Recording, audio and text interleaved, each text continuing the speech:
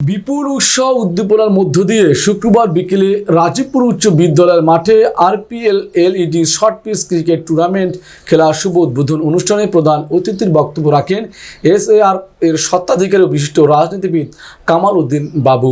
Bargaon union পরিষদের সাবেক chairman Ahmed Hossain দিদার এর সভাপতিত্বে বিশিষ্ট রাজনীতিবিদ প্রবাসী জাফর আহমেদ স্বপনের পরিচালনায় খেলার উদ্বোধন করেন বিশিষ্ট রাজনীতিবিদ নাজমুল আজিজ চৌধুরী পিন্টু।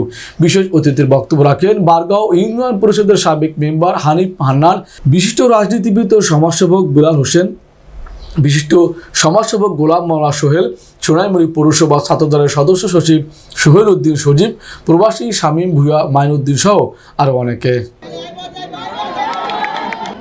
আয়োজক কমিটিকে ধন্যবাদ এবং অভিনন্দন জানাচ্ছি।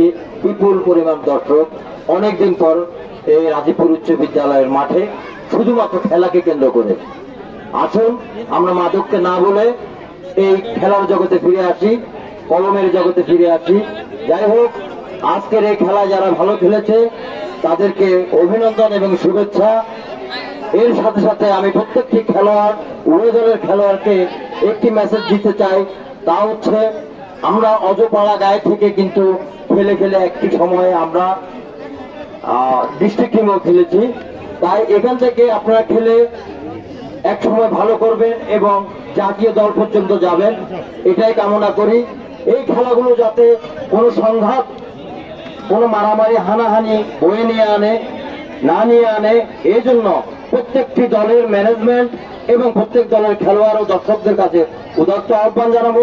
আগামীতেও ইনশাআল্লাহ আপনাদের সার্বিক সহযোগিতা পেলে এই 4 নম্বর বারগাঁও ইউনিয়নে একের পর এক ফুটবল এবং ক্রিকেট টুর্নামেন্ট হবে।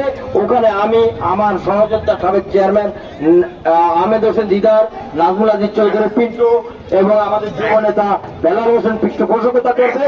শুধু আপনারা এই খেলার সৌন্দর্যতা বজায় রাখবেন, হানাহানি মারামারি এবং নেশা থেকে দূরে থাকবেন, এই আশাবাদ ব্যক্ত করে আজকে উভয় দলকে ধন্যবাদ জানাচ্ছি।